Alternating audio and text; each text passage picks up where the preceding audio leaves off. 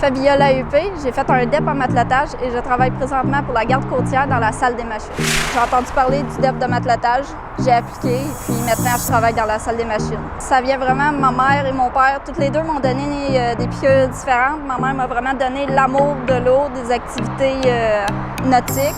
Mon père, c'est plus le côté mécanique, à changer les pneus puis le changement d'huile sur la voiture. Donc, j'ai décidé de combiner les deux. Beaucoup de personnes pensaient que matelotage, c'était de fabriquer des matelas.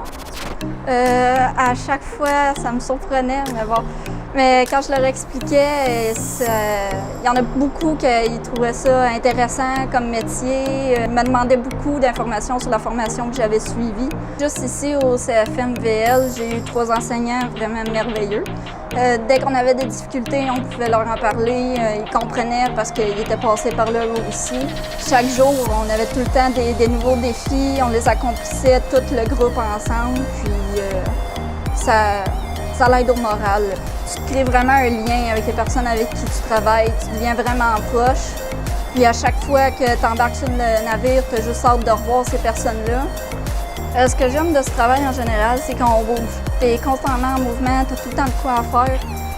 Il n'y a aucune journée que je me lève puis je fais bon, je vais aller m'ennuyer. Non, je me lève, je fais ça va être une vraiment belle journée. Je vais pouvoir travailler dans un moteur, je vais peut-être pouvoir monter des tuyaux, fabriquer des pièces, les souder. Puis la tâche que je dirais que j'apprécie le plus, c'est basique, mais c'est de faire une tournée de sécurité. À chaque fois que je commence mes corps, je dois m'assurer que tout sur le navire est en fonction, qu'il n'y a pas le feu, qu'il n'y a pas de dégâts d'huile.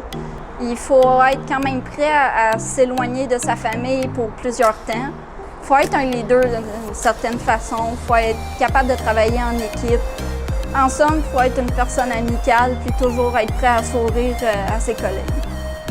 Évidemment, le plus gros obstacle étant une femme, c'est que j'ai tendance à travailler avec uniquement des hommes. Je dois faire mes preuves, leur montrer que je connais les outils, je suis capable de les utiliser, que je suis capable d'accomplir la même tâche qu'eux. Même si, évidemment, il y a certaines choses que si c'est trop lourd, je vais devoir leur demander. Mais on finit tout le temps par s'entendre. Si vous voulez voir du pays, juste moi, dernièrement, je vais en Gaspésie, j'adore ça, voir les montagnes, profiter.